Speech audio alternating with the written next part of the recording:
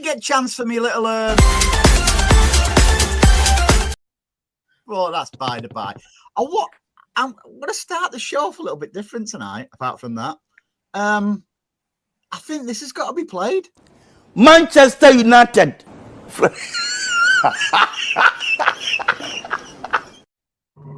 How the hell have they got to Anfield? Oh, God. I tell you what. Good evening, by the way. Good evening, Mother. Good evening, Father. And good evening, Pixelated Stan. Stan's back. And good evening to all the fine people. Good evening to all the fine people in the chat. Yeah. Before we get on to yesterday's game, I wasn't there yesterday, but I've had to watch a lot of footage today, so I know what I'm on about. Where did that win come from today with the Rags? Liverpool are in crisis, aren't they? That's 4 on the bounce. 4 on the bounce they've lost. Thrown a load of money at a winning team and it's gone wrong. Yeah. And they've got 2 players playing for them that were desperate for new contracts and have let them down badly so far this season. I think they taken off. I think they should have took that 100 million for no salad. Yeah. Which one? Which one of the 100 millions? They don't need it though because they're still using the Coutinho money, aren't they? That's right. Yeah, the 130 million was taken off. Along with To be fair though, we're still using the Whitley money. Still using that Shawnee, right? Yeah, it just shows you because we destroyed the Rags, and the Rags. To be fair to them, they thoroughly deserve their win at Anfield. I nearly called it somewhere else. Then at Anfield this afternoon, I thought when they went 1-0 up, I thought they had another couple of chances. Ratface, almost had another one which he should have done better. And when Liverpool got into it, I thought, whoa, is it going to be one of them games? And then Slabhead. Fair play to him. Anyway, let's get on to our lot. Did you enjoy the game yesterday? Second half. I sure did. The reason why I ask, because obviously I couldn't go yesterday. However, the Twitterati didn't seem overly impressed in the first half. I saw a lot of negativity and stuff like that. But was there any? And again, I've only looked at highlights, so it's difficult to do a proper gauge on it. But with the footage, what I've seen, there was 1 or 2 good performances of, from what looked like. Nunes seemed to have another good game. Nico Gonzalez, Nico O'Reilly, Haaland, Savio was getting a lot of slaughter in. I think. Well, he missed 3 sitters in the first half, Andy. I mean, we're talking. That's harsh. It's not harsh. He was through and he was free on his own, and he couldn't hit the back of the net. Yeah, but he definitely didn't miss 3 sitters. No way.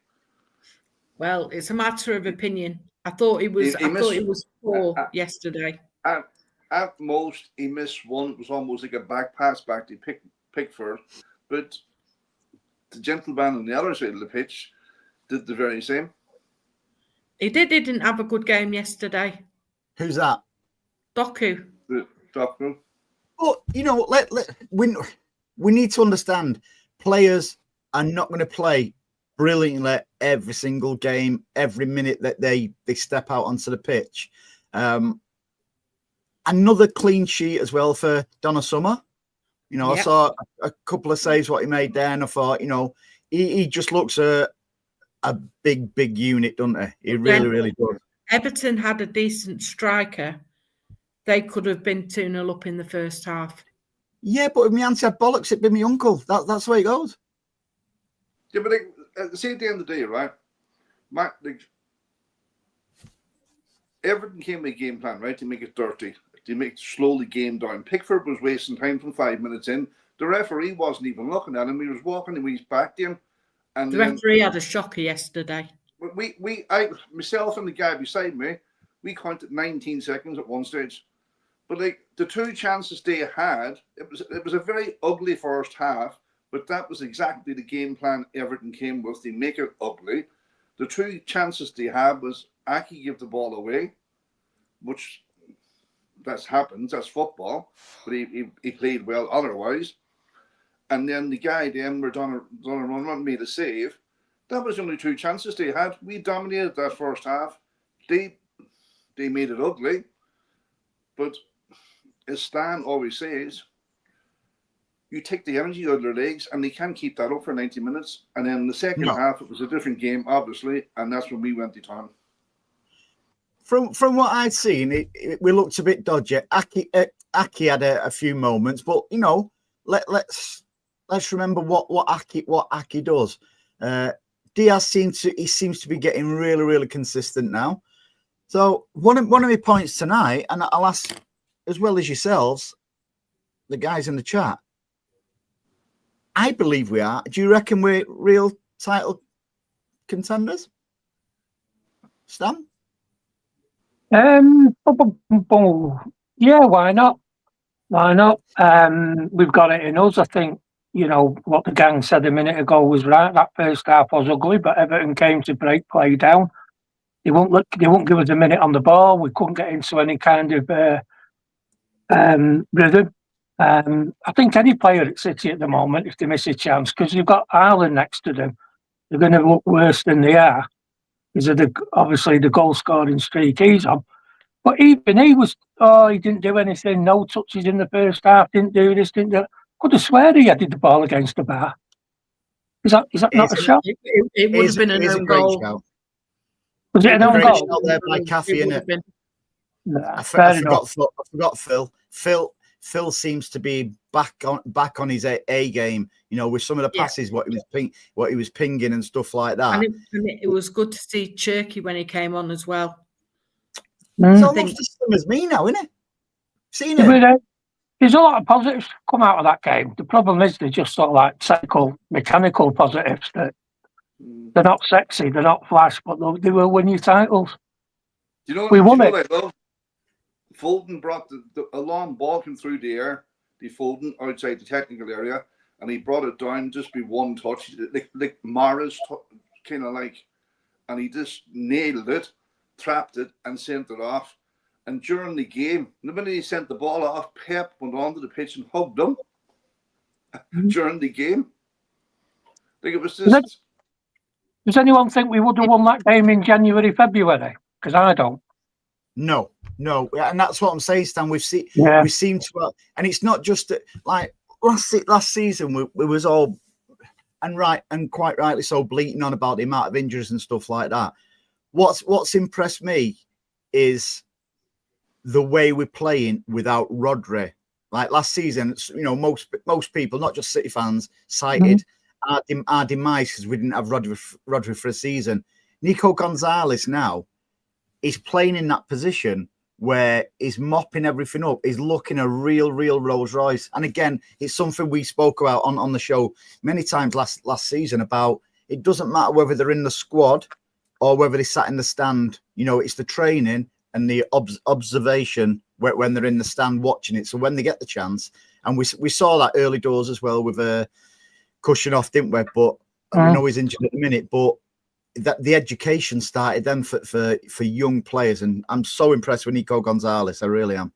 And this is what we were saying why we got them in mid-term. Okay, part of it was because they had injuries, but now Gonzalez has been with us 8 months, whereas the likes of Wirtz and other players have only been in their team 2 months. So he's got that extra experience, training time, match game, all the little things that you need to learn. And that is why getting those guys in January was so important. Mm-hmm. They're having flyers. They're not having flyers. They've just been there 6 months longer than everyone else. See, the answer to your question, Andy, as regards us winning the league, and I've obviously seen City up close and personal a good few times, plus the box. If you watch the movement, and it's not just coming off at the moment, But when it does come off, the likes of Reinders and Holland and Savinio and Doku making them runs, and the team are not finding them. Now, in fairness, Phil Foden was spreading that ball around Kevin De Bruyne's style yesterday. If that happens, I think we're in. Like, if that clicks and they start finding each other, because Reinders makes run after run after run, and so does Holland, in fairness. So if we start finding them guys and we start putting away them chances, yes, we're certainly in the mix for taking that title, I think. Not just at the moment, but as I say, if that little step up, and I can't, and I'm not being smart now, but I can't see that on the TV. But when you're in the ground, you can actually see the players, what they're doing. And plus the fact, yes, just let me was the first time I ever stood at a match since the Kipaks. Do you want to know where I gauge it from now? I'm just looking at the Premier League. So, 8 games gone, you know, but forget the 8 games. What's interesting is Arsenal, they've conceded 3 goals. We've conceded 6. Now, we're clear of everybody for, you know, goals against in the table. Goals for were the top scorers in the league. Now, I'm going to throw a bit of a question at you, a bit of a curveball. Like Haaland, so far, he scored 11 Premier League goals. Now, as much as it's phenomenal from Haaland, we need goals from elsewhere. And Pep said the exact same thing after the game yesterday. Did I? I've not seen that. I've only seen footage. That's the only concerning thing for me, because at the top of the show, we was on about, so like Savio, you know, fluffing his lines, you know, Doku's fluffed a few. We've got there's only essentially Reinders and who are considered regular starters at the minute, Reinders and Foden, who are capable of scoring goals, you know, other than Haaland. We've also not scored a goal from a corner this season. And then again, only 8 games gone in, but a lot of focus. But on the flip side of that, what we'll say is we seem to defend a hell of a lot better from corners now, Anne-Marie. Yeah. And that's one thing. I think, I know Everton got through twice yesterday, but really, they like Paddy said, they had a game plan, and it was a long ball over the top every time. That was what they were planning on. And we seemed to defend it pretty well, to be fair. I think, I think you're right. I think we need other players to chip in with the scoring, because, should Haaland get injured, God forbid, is Marmoush going to come in and take his place and score that many goals? To be fair, he did last season. I thought I thought, considering he joined us in January, I thought he contributed very well last season, Marmoush. But that's in the past. I've got the same not concerns as you, Anne-Marie. I think he will do it, but I still don't believe Marmoush and Haaland can play together. No, unless and I'm not convinced of that either. But I will say, I know. Do you know we've agreed with each other 3 times so far, and it's only 14 minutes in. But I will say, having been at the game and the ground gave the man of the match to Haaland, obviously. But for me, it was a real toss-up between Gonzalez and O'Reilly. I thought they both had fantastic games yesterday. And the run that O'Reilly made to set up the first goal was unbelievable. And he deserves credit for it. And just his all-round game yesterday was well up there. I think we're lucky to have him. That goal was made by 3 City fans. Foden, the O'Reilly, the Haaland, and the way O'Reilly just floated it in, and the height Haaland got, and the run after the defender he made, you can't teach that. No. So Paddy, that's a great link. That talking about floaters, I want to ask you a question now, Stan. We'll go to last week's score predictions, should we? Stan, Yep. you had 8-0. You was ever so close, mate. Ever so close. Hey, if Paddy we'd went, have finished all our chances, been Ireland had have pulled his finger out, we might have got 8. but again, Yeah. if my auntie had bollocks, it'd be my uncle. So, Oh, well. Paddy, was Not Paddy these days. was Paddy the closest with 3-0? No, Who was it, Anne-Marie? You had 3-1? I had 3-1. It was you, Andy. Because you went 2-1. I did indeed. Just thought I'd put that out there. I can throw that one away now. So for Yeah. next So you were week. both wrong then. I have news for you, I was the Andrew. closest wrong, though. Nearly never won the race. But- Exactly. Tell you what, one You thing were about wrong as I was. that whole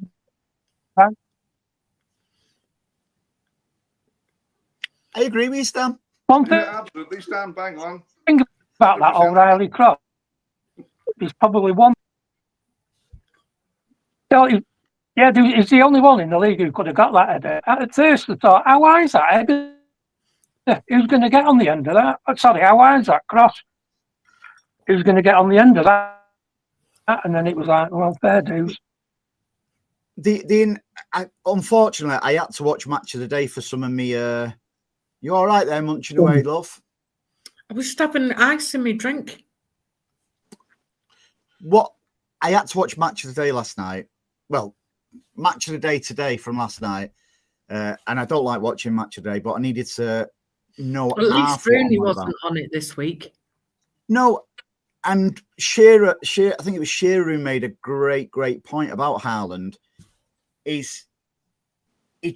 runs, drops deep to receive the ball, and both his goals came from that yesterday. And everyone just thinks he's a big sort of like battering ram. Target man, yeah. He's very, very intelligent. And here's one for you.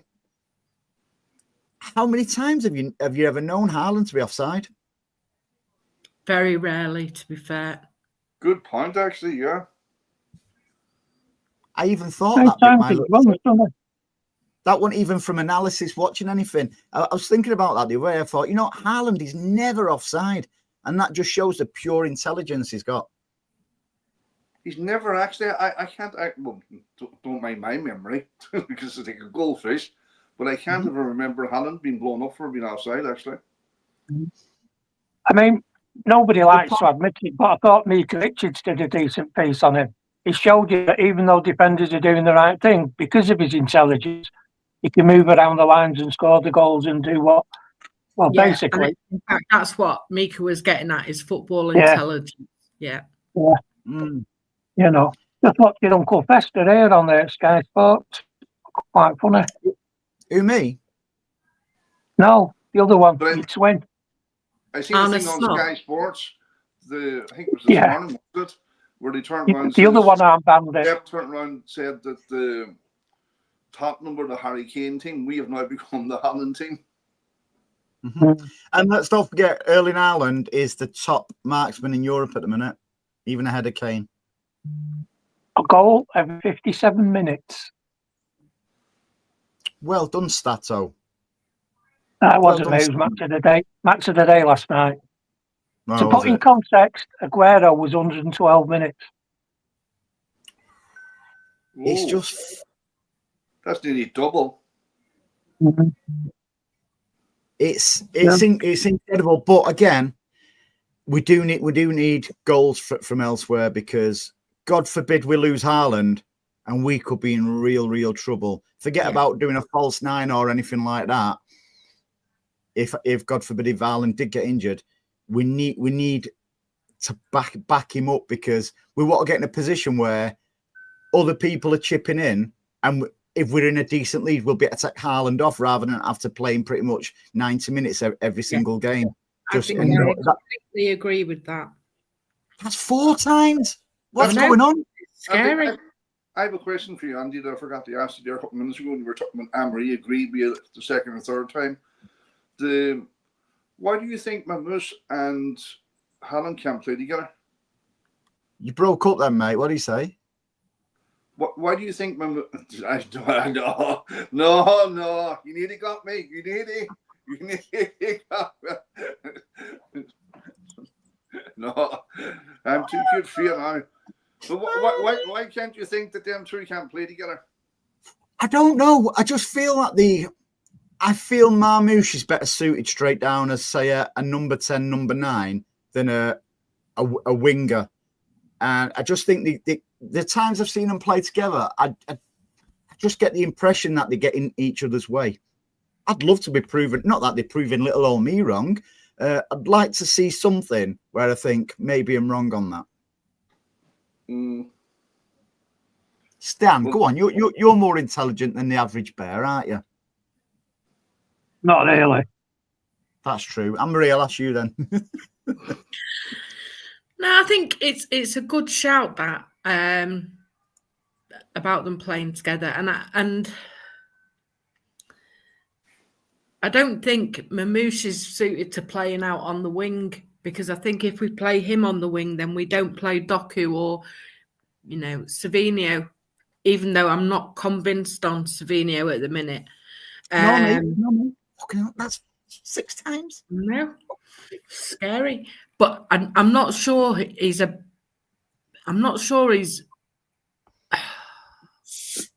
to playing on the wing like that.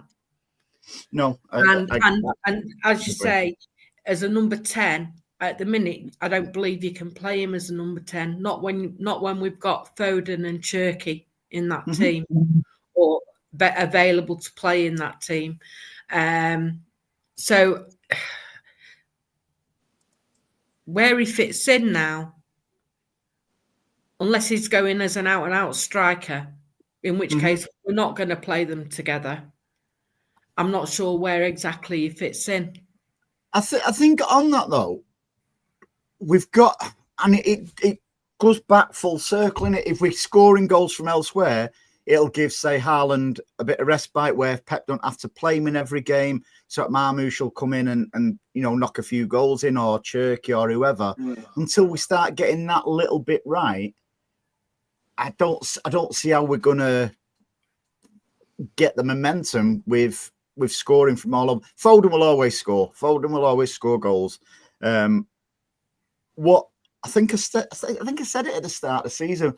What we've got now, and I'm not seeing it enough, is players who can score from outside the 18-yard box. We know Cherky can do it. We know Foden can do it. We've seen Marmouche do it. We've seen Savio do it. Reinders, we don't seem to be doing that. We're playing a different style. I'll tell you what I didn't see yesterday. How did we do our goal kicks in that? Was it like how we have been doing? So rather than just tippy-tappy from the back, we was more direct with them from goal kicks. Both. Actually, both. Yeah, there was a good mix yesterday. We didn't go quite so direct, but there was a couple of, particularly towards the end of the game, there were a couple of balls. Phil played one of them, and I think Nunes played the other through to Haaland when he should have got 3 and 4. And the way they played the ball was it was a thing of beauty. That's a brilliant point, Anne-Marie, because see if Kevin De Bruyne had played that ball for Haaland should have scored that hat-trick. Yeah. We've been waxed lyrical. People would have been wetting themselves over it. Yeah, it was lazy. And it was a proper thing of beauty. Again, like me. Again, like you, yeah. I'm not going to agree with you on that one. So I think there's the signs are really promising for where we want to be and where we want to aim for. So it's a really good positive sign. And if we can keep relatively injury-free, which I think at the minute it isn't too bad. I think we've got the squad to absorb it a little bit more now, than we did last season. Yes, and that's why I kind of struggle with Pep saying all the time that he likes working with smaller squads, because we got found out by that smaller squad last season. Yeah, so, but you couldn't. That's for me, Anne-Marie. You can't compare like for like. You can't compare that squad the last season to this season. Number one, Nico Riley wasn't there last season, and look at the job he's doing. Antonelli, he's injured at the moment. He wasn't there. like even when Mateo come back onto that park yesterday, the difference. How did they look, by the way? Because I didn't see anything of the subs yesterday. I'll tell you what, Andy, and I've been critical of Bernardo Silva, but you always see he's wrecked tired. When he come on yesterday, he looked back to his old self, and Mateo was just. And you're all about scoring outside the box. There's nobody better than Mateo.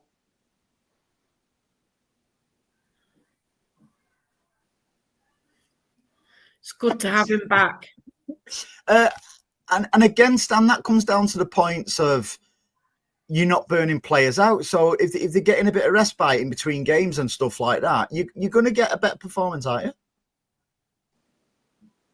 you? Yeah. I mean, the thing is, we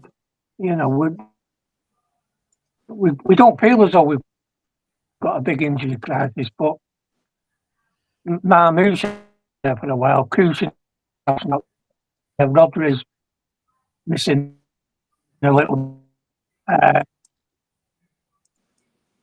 Keep losing you there, mate. You sound so like that's when Pep's going to have.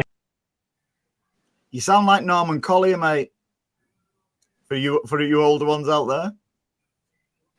But it is a bit of a conundrum, isn't it, Amory? Because you've got Aït-Nouri coming back, where Nico O'Reilly's playing brilliant, although he's not a left back. You've got Kushinov, who started the season off brilliantly, injured. Nunes is doing a fantastic job. I don't give a shiny shit what people say about Nunes because I rate the lad. I really, really do. Well, they sung his name yesterday. Every game.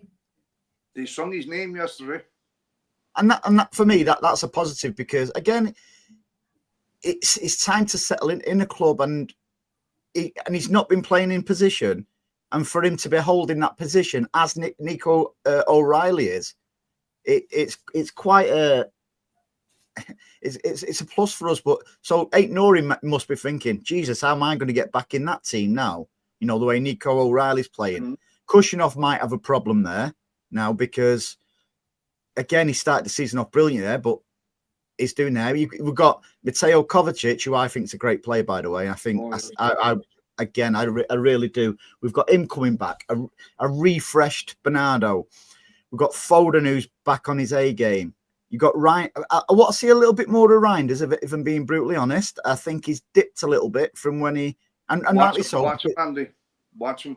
Watch the. Yeah, and I think we're being a bit harsh on him because there was times yesterday when, particularly in the first half, I thought where he'd made the run and we weren't playing the ball quick enough.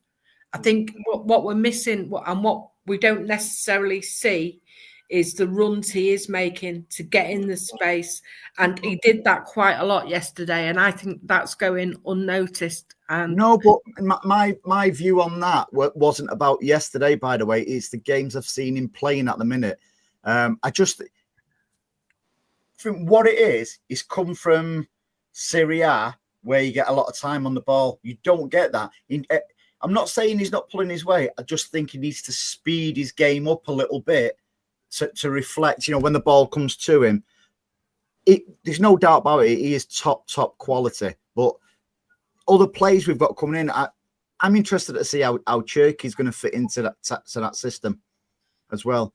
Because now I think we're in a position where we can rest Rodri. I know he's injured at the minute, but we're in a position where we can rest Rodri because we've got Nico Gonzalez there, and if Mateo Kovacic is back, and if you add to the mix, and this is what's really interesting for me, you could also put Nico O'Reilly in there when Aït-Nouri is back. So we've got legs in there as well. We've got a lot of mobility in there. It's fascinating. Stan, are you still doing your Norman Collier impression? Or are you back in the game? I don't know, mate. You tell me. Yeah, go on, speak while we've got you. Right, yeah. No, I'm just saying, this is what I said before, doing the Collier stuff. There's 6 players there, Aït-Nouri plus the 5 I mentioned, and that's a good team. That'd work into most teams. So Pep's got that advantage at the moment of getting the team together and doing his little bits and bobs with those guys sat on the door there getting the rest at the moment. Again, the biggest, most interesting thing is how he's going to assimilate everybody into the team. He ain't going to be able to do it. And I think that's the thing that does worry him. That's the thing that he doesn't like doing. But we've got loads of cover everywhere. And not only that, we've got players who can play in 2-3 places anyway. So we can always shift players around. I think it's probably getting to the time now with Bernardo that he might well be becoming an impact player. That you, rather than starting him, bring him on for the last third, say, while he's got the legs, he's a fantastic workhorse. He's a workhorse with skill, to be honest. Yeah. You know, and he does bail us out a lot of the time. He's ferreting and annoying him.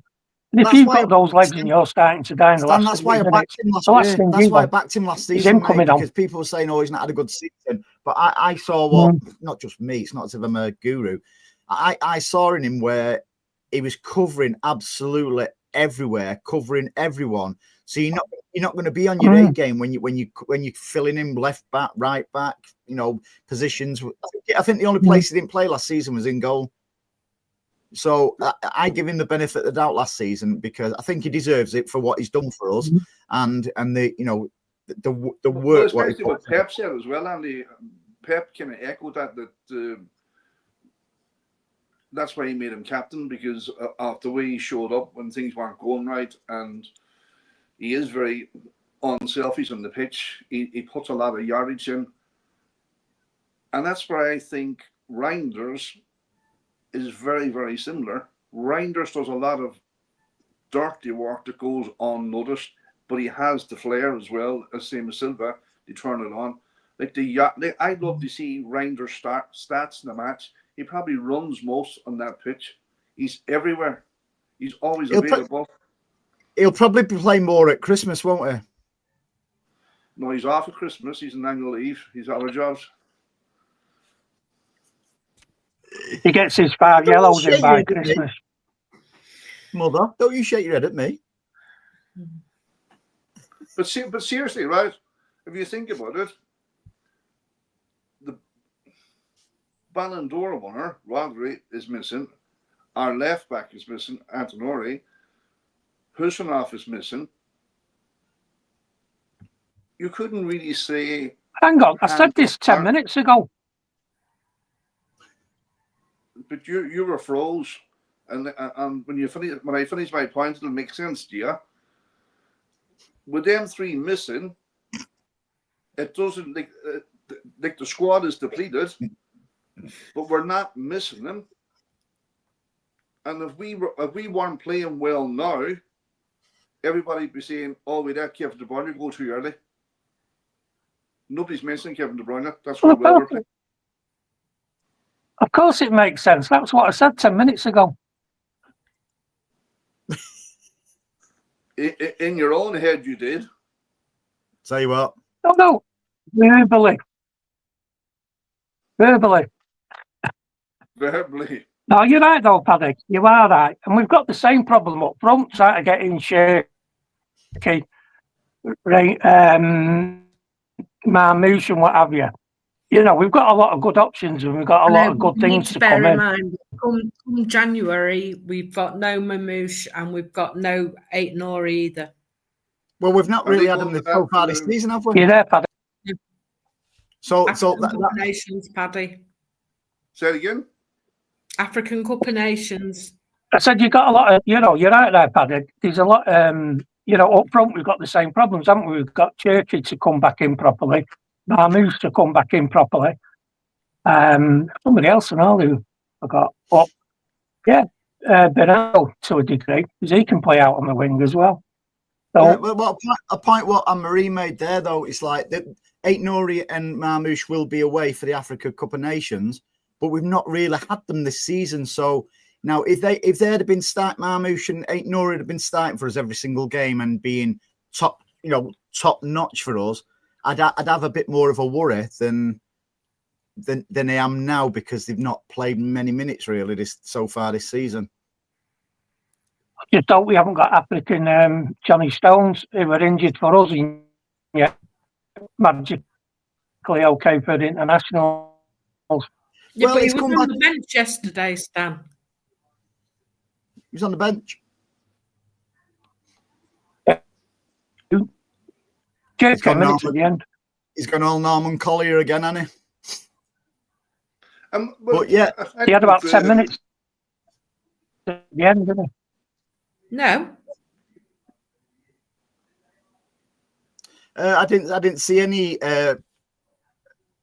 footage of what did Moyes say. I'm not caught what Moyes said. To be fair, he is always very complimentary, though. You know, even again, I'm not seeing yesterday's, but generally he is always complimentary. Well, he says it takes 4 central defenders to stop Holland. And they didn't stop him then? You didn't stop him then. The Joshua was on the bench yesterday, was he? Because he played the 2 international. He played the 2 full 90 minutes. That's why Yaki was playing, I think. I think so. But John Stones never came on yesterday, Stan. No. Sorry, I thought you meant Cherky. My apologies. I thought you meant Cherky. Okay. And Reggie's right there as well, you know, by the way. Because do you remember, I did say don't take him to the Club World Cup. He should have had a rest, even like he was chomping at the bit to get back at the back end of last season. But the good thing is now, Reg, we're not having to rush him back, you know, like we have done, which is great. It's not as if we're desperate in midfield, and it seems weird saying that, you know, that we're all right giving Rodri, you know, rest and stuff like that, and that's the position we should have been in.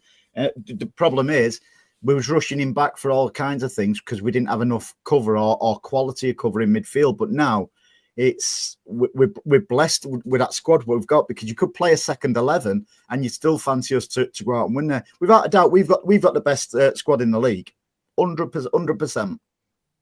And like Stan said before, it's in every single position as well, you know, because you could look at, even from Donna Summer, you know, if he wasn't playing, you've got Trafford or even Ortega. I do feel sorry for Ortega. However, you know, you go left back, right back. Eh? Ortega won today. The 7-side were playing in training. Ortega was the goalkeeper. Was he? But we and again, going back to Donna Summer, I just think it's the presence on him as well, and it's his concentration as well, because it was interesting watching him at corners yesterday. So Everton tried to have a man on him, and what Donnarumma did was he brought in Doku to stand in between himself and the Everton player.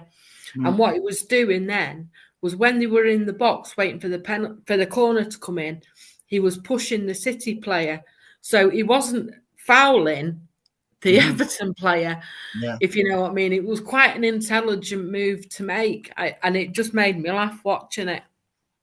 And that's why he did that a good few times. Yeah, that's where James French has come in. You know, the set piece coach and stuff like that. So even if it's little, it's the attention to detail in it. Whereas who would have thought about doing something like that? And it just shows he's always next level. But yeah, with Reinders, and again, I'm not even calling Edison, because for me is for what he did for us, what he contributed. I consider him a legend for what he's done for us and the way he's revolutionised. That League final was. Yeah, no, he will. But fingers used to always get pointed a little bit at him, because when he didn't have anything to do for long periods, his concentration wasn't brilliant. You know, he could do some, but with the big man in goal now, he seems like proper focused in, you know, from no matter what he's doing. Because you used to see Edison just go walking around, didn't you? Just like, because he was bored, you know, going for a brew and stuff 5 minutes before half time. Yeah, but what does Donnarumma do? He interacts with home fans. Does he? He does. He Didn't see whips that them up. Mm-hmm. And it's little attention to detail like that, you know, like he makes a difference. Like they used to say with that big, stupid Danish dick, didn't he, at Old Trafford? You know, he used to save them at least 10 points a season and stuff like that. At least. So we're in that position with Big Donna, aren't we, Stan? Yeah, definitely. I like this fella. I've got to be sure. I don't know if I'm going into mode. Yeah. Yeah, I like him. We have the patience. God, Jesus Christ. Sorry, I was going to say he's got the name, hasn't he, on the team sheet that Trafford has got, even though they both got that same huge presence. His name's just Donnarumma. I agree with Elliot there. It's unlucky. I think the big man will go down in pretty much folklore with us because his goalkeepers are always a bit batty, aren't they? And he seems like he's one crazy kitten. And let's not. So it made me laugh. Somebody yesterday. Well, there was a few on Twitter because I was following it a bit on Twitter because I was getting ready to go out, and he was like, "Oh, he's got to be the best goalkeeper in the world." And I thought he's just been crowned the best keeper in the world, you know. And he's been crowned the best keeper in the world for a reason. And I know Elliot. To be fair, me and Elliot have spoke about it, you know, personally and stuff like that, about Elliot adores Big Donna. Well, it sounds wrong. Chicken Donna or lamb Donna? No, Big Donna. I'm partial to Donna myself. No, he does. And Elliot was really, really excited about, you know, Donna Summer coming in because of what he would bring. And it wasn't a case of, and there was no disrespect about Edison in the conversation. He just said he would take us to not a different level, but not another level, but a different level with the goalkeeping. And he's not good at what Edison can do, and Edison's not good what Donna Summer can do. So it's just like Andy, isn't it? The team was going through different phases. I think it was City Extra put it up there during the week. It was 15 years to the day that David Silva scored a goal. Look how far we've progressed since David Silva. It's a different phase. That team now, and I'm not sure who said it actually. I think it was Martin Samuel this morning on Sky Sports. The Pep has adopted that team. They play the Holland strengths. Mm-hmm. And you've got to be one special player for a manager to change everything to adapt a certain player. I think he's done it right across the board, Andy. Everywhere you look, these new players that have come in that have got slightly different skills.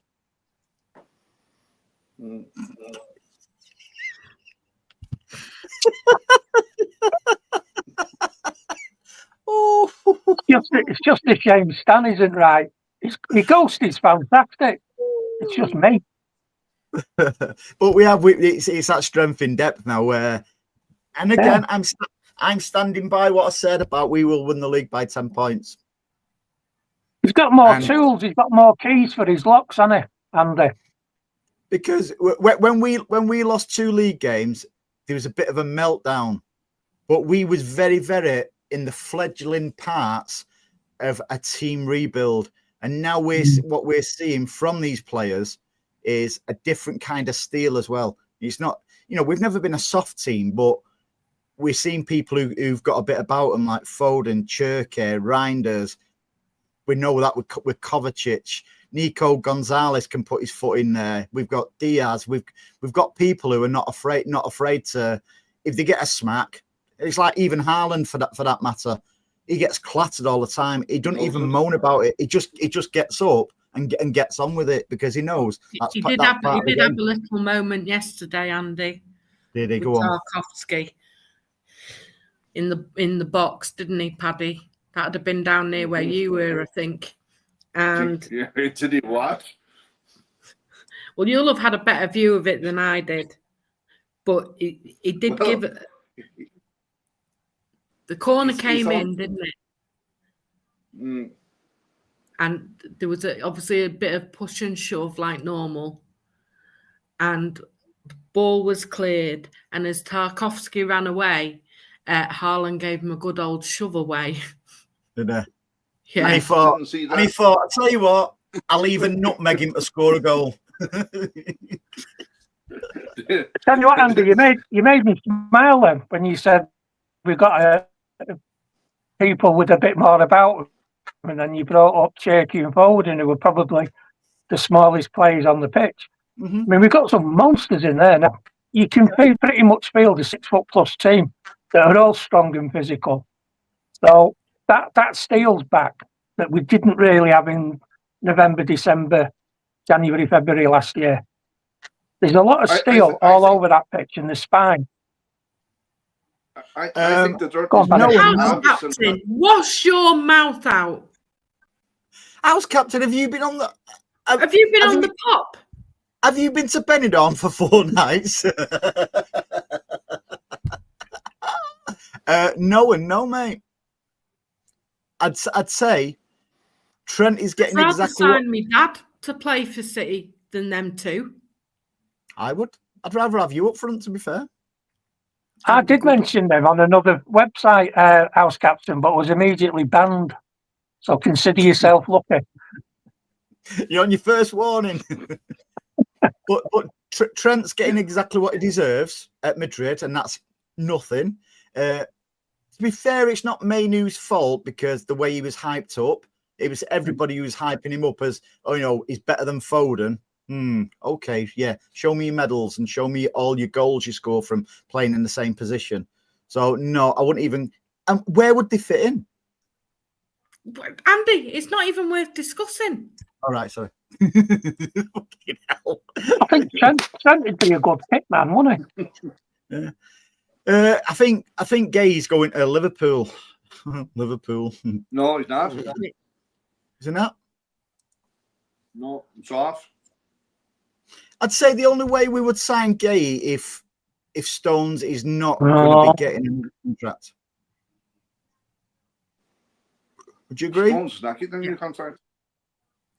How do you know? But Gay's going to Real Madrid. Is he? He's already told Crystal Palace he's not signing. He's going to Real Madrid. Okay, I can't blame him. So Real Madrid is happening him up now. Yeah, he's going. No, he's definitely going to Real Madrid. No, so he's been tapped up, is what I'm saying. No, well, that's no. Anne-Marie, the answer to your question is yes. That's what Real Madrid do. Yeah. Yeah, that's what Man City do. That's what they all do. Just some people are better at it than others. But it amazes me that clubs are not done for stuff like that because they continue. They're on about all the thing about Barcelona as well, isn't it now? About Haaland, 130 million. Really, when Isaac Newton's went to bloody Liverpool for 130 million. And I tell you, when an offer comes into a football team, that buying team have been talking to that player and that agent. Otherwise, the offer doesn't come in. Simple as that. See? Told you Elliot loves Big Donna. I think, we need to, at some point, we need to have on maybe the next international break, another discussion about this 39th game of the season being abroad. Because I see it's going ahead in Spain, isn't it? Yeah. And it's a big. I don't think the fans in this country at Stamford, Sorry, as a protest, the Spanish teams didn't kick the ball for 15 seconds. I'll finish Stan's statements because he's a bit froze. Yeah, the Spanish start the match. Paddy, don't be saying things like that.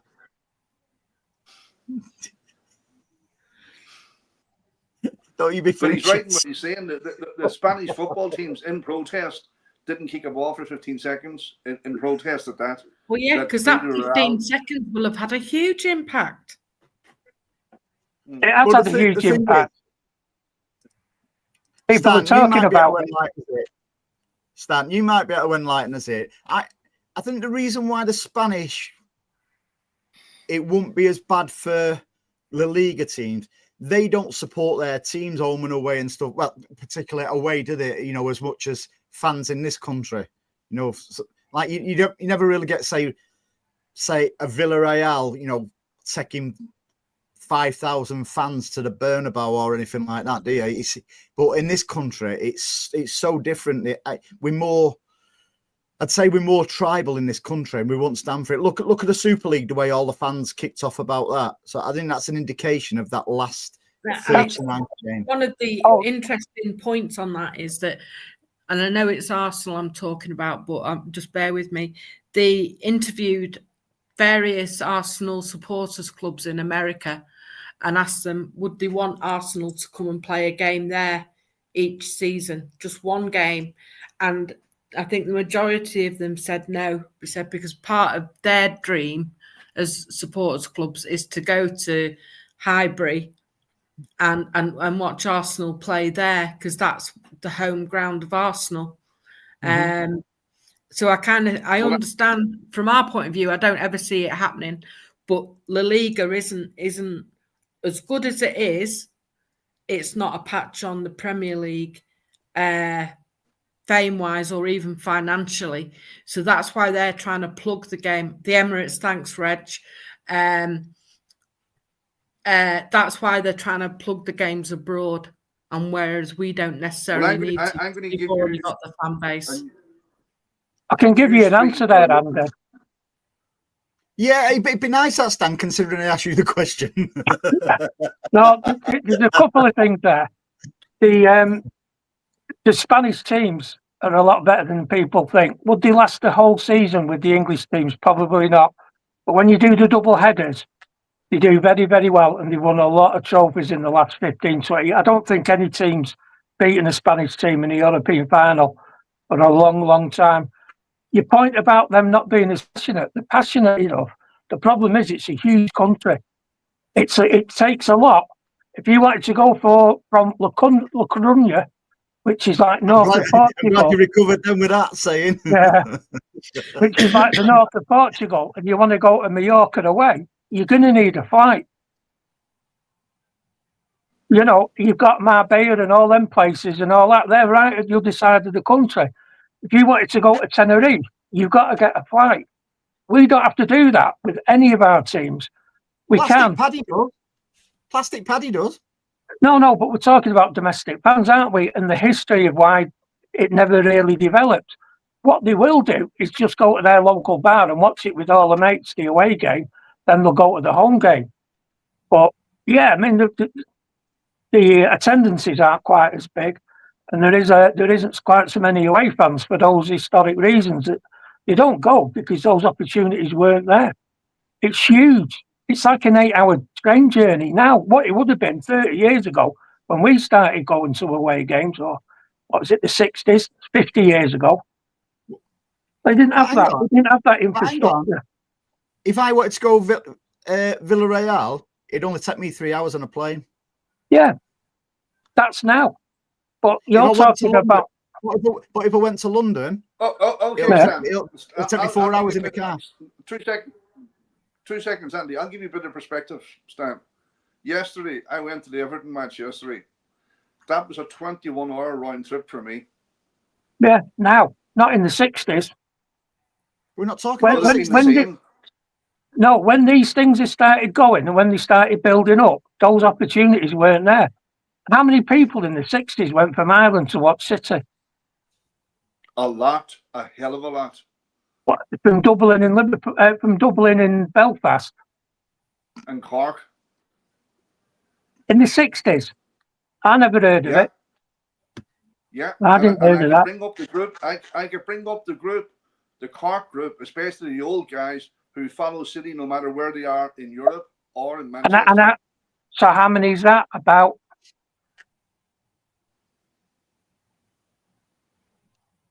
I'll give you a bit of perspective, right? Because I travel quite a bit now, obviously. I'm over at most matches. And what I noticed, right, and it's different because you three are locals and I'm not, the amount of people, especially with a half and half scarves, is outnumbering the actual match going fans now. Mm-hmm. And when I was sitting in Manchester Airport last night, waiting to go home, and the flight was delayed, of course, the usual crack, the amount of City fans in that airport going to all the different destinations was, you're talking thousands. No, you're missing the point. You're missing my point. It's too late to compare it now. The precedent's been set and the historical reasons for why they do things are already ingrained. They're not suddenly going to start going now when they can go to the local bar, watch the game. But we could. There with the mate. But we could, Sam.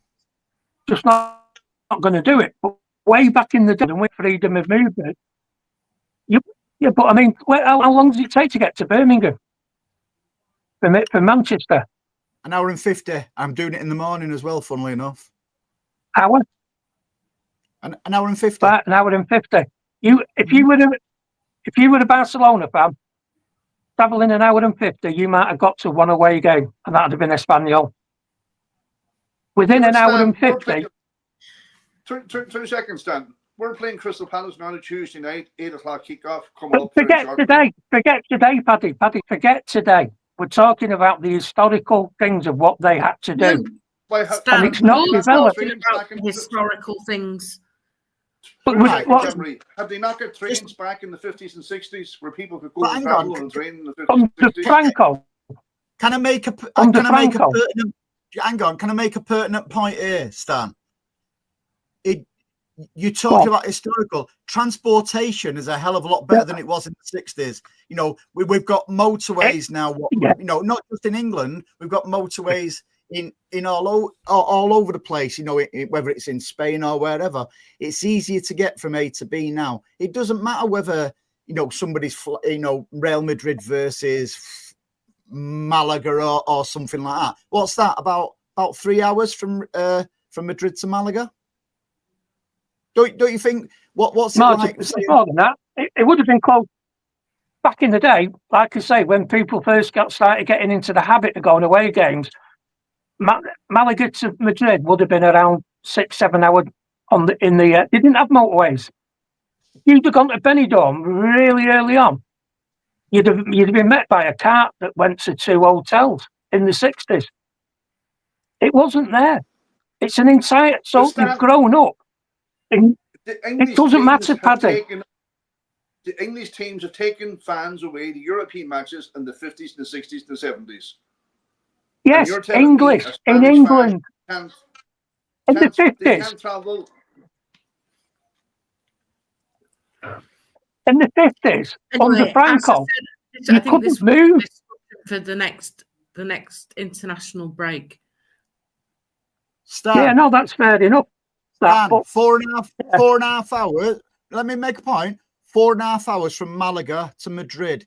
How long would it take a Newcastle fan to Newcastle versus Bournemouth? Go on, discuss it and I'll tell you. Southampton.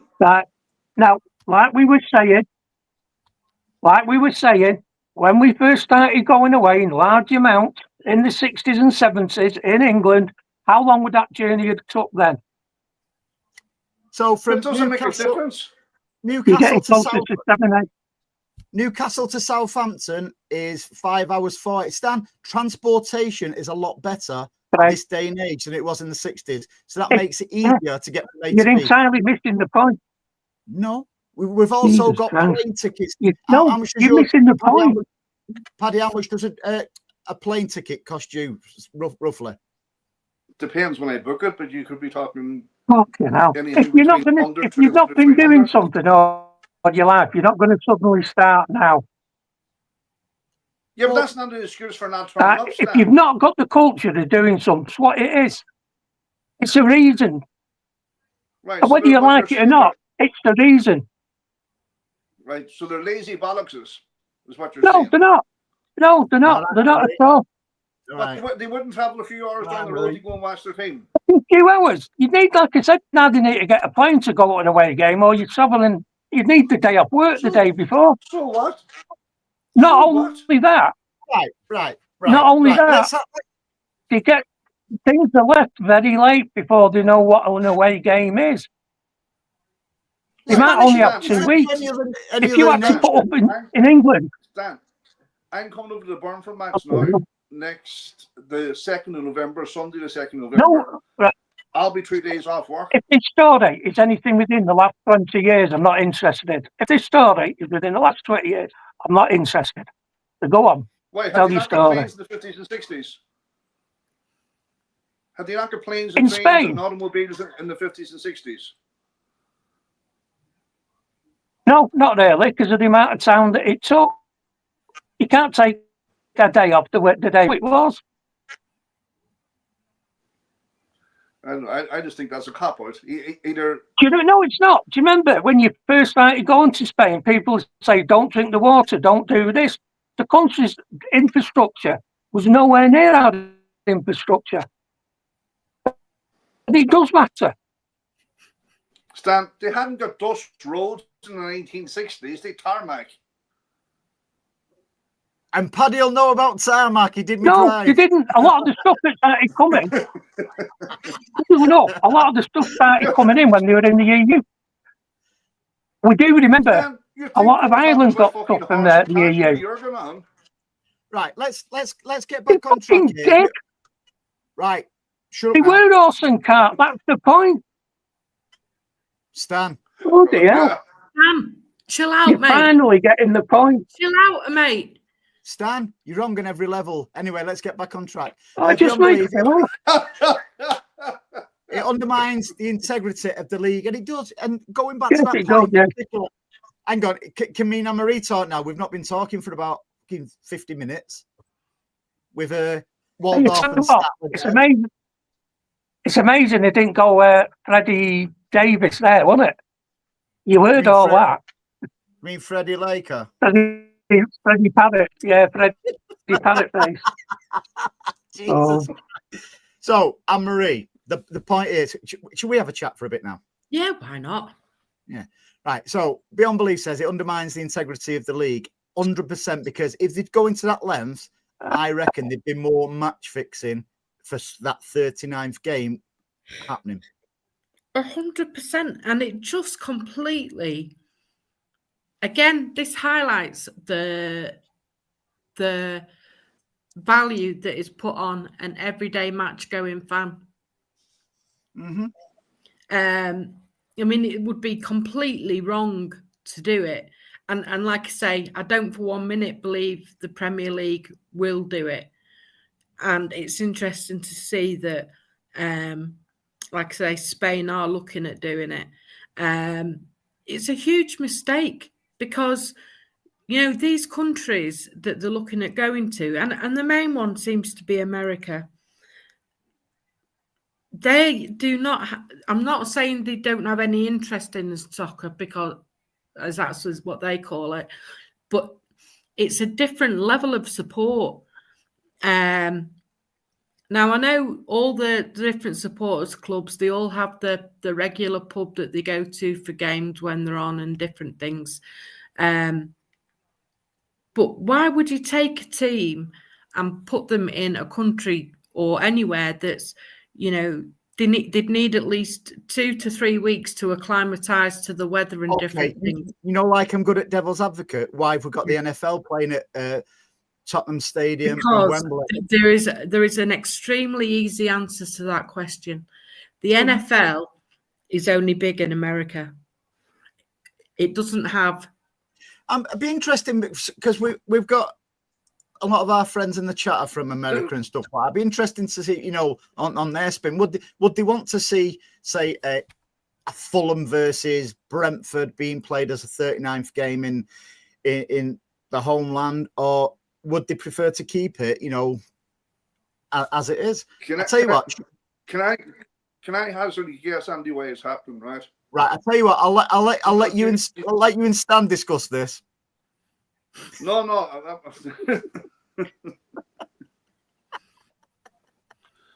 Do you know the guy who keeps the Spanish league guy keeps the Tabas or whatever the Kelly that keeps slagging us off about money and stuff like that. Yeah. I think them games are being moved to America or wherever they're going to be moved to, because the Spanish La Liga can't cope with the amount of money in the Premiership, and it's just a way of generating revenue so they can compete with the Premiership. This has nothing got to do with football. This is about generating money for the Spanish league. 100%, Paddy. Yeah, Right. you're right there, Paddy. I'm going to have to agree with you. Listen, from my point, from my point of view, if I'm being honest, from my point of view, I couldn't give a shiny shit if La Liga games or Serie A games are played in America. I just don't want to see the Premier League games being played, not just in America, anywhere for that matter. It's not just like America. Let's take the country out of it, away from the UK, because I think that is the start of a Super League. Because one game will lead to two will lead to three, so on and so forth. And before we know it, we'll be playing. And again, forget America. I'd say the biggest place it would happen is Saudi Arabia, because look how much sport they've got now, all the boxing, the UFC, they've got absolutely everything over there. That's where the big money is. So that's how I can see it developing. The first game from the Premier League, what gets played overseas, no matter where it is, that's the start of the Super League happening. The only team ever to do something, the only team ever that I can think of to ever do something like that was that United pulled out of the FA Cup. Yeah, they did, to play. Was it the Club World Cup or something like that one? It was something like that, wasn't it? And again, they was made exceptions to the rule to represent. Imagine that happening now. There'd be an absolute uproar. Whether it's just City, Liverpool. Some United fans want them to play abroad, so they can't see them get levered over here live. But it's a slippery slope when we start taking a Premier League game overseas. And I think I do think the destination would be Saudi Arabia again, because of the money what's in that country. The other side of that, Andy, is the pre-season friendlies. Where are they all happening? Overseas, mate. No, the Premiership. Most of this happens in America. Yeah. Mm-hmm. Yeah, it does. And I think the average football fan, not just the average City fan. I used to love going watching City versus Rochdale in a pre-season friendly, City Oldham, City Walsall, them kind of games. I understand why that won't happen now because of the money, but football is going away from us slowly but surely. It's slipping away from us, and we just need to. And again, football fans in general, with the Super League, we put our foot down and said, no, we do not want that. Now, if football fans don't stick together, we will see it happening. The odd game going, like I said before, the odd game going overseas, then it'll be 2, 3, 4, and before we know it, we won't be able to travel. Then will we on a horse and cart for 17 hours? Andy, can I ask a serious question, and don't all answer at once, please? Do you think the Spanish fans will find it easier to travel to America than will Barcelona? I'll let Stan answer that. Stan, go on. Well, now that we've got modern day, then it's the international. Maybe not, but Barcelona's, bearing in mind it's Catalan, they might not be quite as supportive as Madrid fans from Spain. But then you're going to have to know a bit about the country, aren't you? And so I think you need to brush up on it as well. You've been out of that country too long now, sweet cheeks. Yeah. Yeah. I thought they've trains and cars and all. Do you want to know what Stan? I thought Paddy, do you know what Stan sounds like tonight? He sounds like a Liverpool and United fan going on about history, doesn't he? History. I thought Beyond Belief came up with a good name. So who chooses the games played abroad? Who chooses them games? Yeah. And what's the criteria? Yeah. It'll be handpicked. It'll be handpicked. Like I said before, they won't choose, say, a Fulham versus a Brentford, would they? No, it'll be a Liverpool City, an Arsenal City, even a Liverpool United. It'll be something like that. Stan, do you know anything? Imagine Stan? if we adapted that stance and the two Northern teams in the FA Cup final go down to Wembley. Stan, do you know anything about City getting a charge with 115? Is that breaking news? Go on, Stan. Your fingers on the pulse. No, that. Look, it looks like your screen's frozen, but No. I'll tell you what I've heard. Tell you what. They reckon in the next gone to international break, we'll They get keep the. They keep saying that. Anne-Marie, I'm going to let you answer this one. House Captain wants to know out of these two, which is Waldorf and which is Statler? Well, I'm just going to make it easy. Waldorf is Paddy because he's on my left. He's on the left as I look at the screen. And Statler is Stan because he's on the right. Stantler. Stantler. Right, so are these more accurate? Yeah. That one? Oh, that one. Here, put up my day tripper, please. I'm not pulling up your anything, mate. And actually, I have a bone of contention.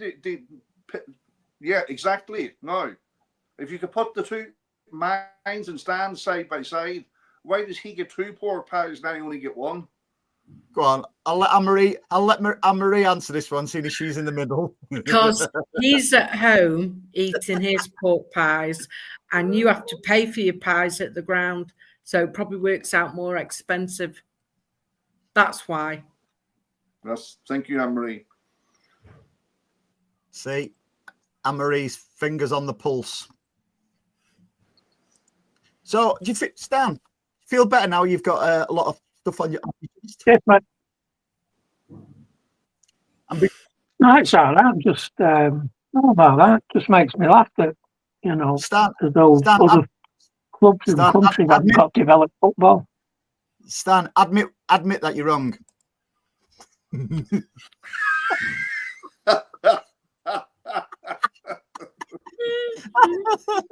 Not the one. Right, we've been there. We've been there. We've done that. Oh, Jesus Christ! So, Anne-Marie, who we got next? We need to right. Come on, with predictions for. Let's take our predictions. Well, we've got a European game on Tuesday night. Right. Is it Villarreal? Yeah. Away, and then we're away at Villa. We're away to hang on. We're away to Villarreal. Bloody how long will that take us to walk? I was thinking about getting on Red Run and riding over there on Red Run. Stan, we've got them Tuesday night in Europe, and then we're away to Villa on Sunday. I just want to ask Stan a serious question. You know, like Villarreal. That game, will the Villarreal game be there? Will they? Yeah, it's a small ground, but it's a good ground. I know it very well. Right, Stan, get off your high horse now. It's the same. The Barcelona fans don't know it. Predictions now, Stan. Are you going 8-0 City? I was at the last away game. I was at the last away game. 8-0. Stan, your hard work tonight. Predictions. It's not. For Villarreal, I'm going 3-1. Right. 3-1 Anne-Marie. Stan. 8-0. 8-0 Stan. It'll be. Go on, It'll be Paddy. 3-1 for me. Ooh. You're going with Anne-Marie? Same score for all you mucky fat start. 3-1 for Paddy. I'm going for 2-0. And when do we play Villa? Next Sunday, is it? Next Sunday at 2:00, I think it is. From Villa to Villa. So. Yeah, from Villa to Villa. Do you reckon our fans will get back in time, Stan? No, I'm joking. What a prediction.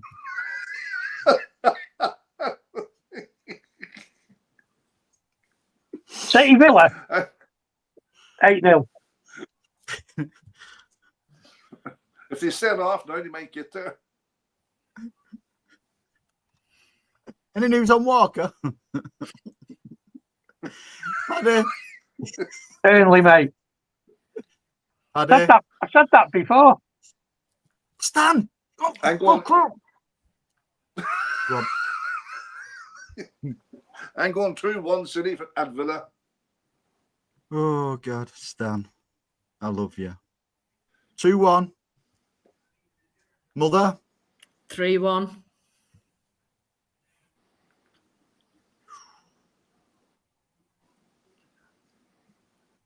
She I'm likes the going 3-1, for- Zara Marie.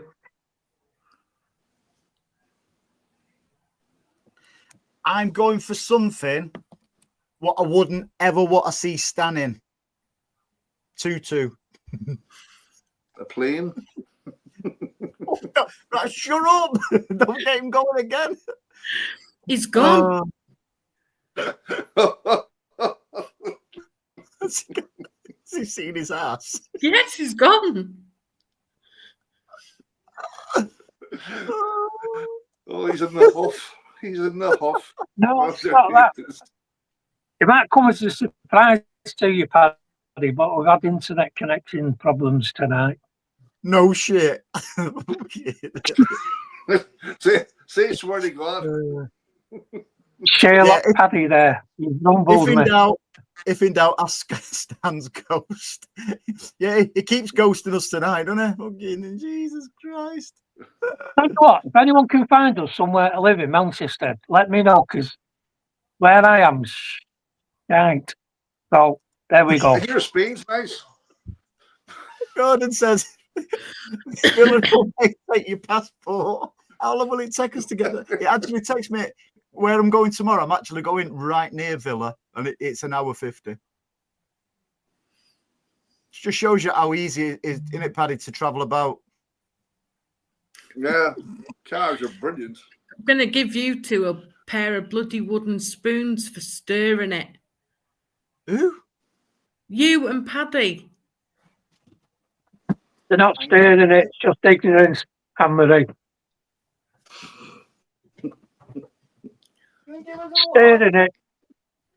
Stirring it intimates I've got- the level of knowledge. This dickhead's going to come back with wooden spoons now, I can tell. What? No. It's a long time. It's a long time since I've been hit with a wooden spoon. Not long enough. There you go. There you go. Told you. So damn predictable. We have props and You got everything them on off this his- show, you know. You got them off his dodgy printer. They can be bought on our website, especially design. Right, we'll leave it at that. So we've got predictions. So Stan's going 8-0 again on both games. Yep. Brilliant. So Reggie's going 2-0 versus Villa. It's going to be, Villa was very good. Anybody watched the Villa game today? I thought it was really good, in particular the second half. It'll be a tough old match that next week. Yeah. How do we constantly get beat by Tottenham? Don't know. Didn't not last season before, we won the league there, didn't we? Effectively. Damn it, yeah. Yeah. No, your man Ortega made the save, didn't he? 1-on-1 with son. And see the way I was able to recall that memory? I'm delighted with myself. Reg.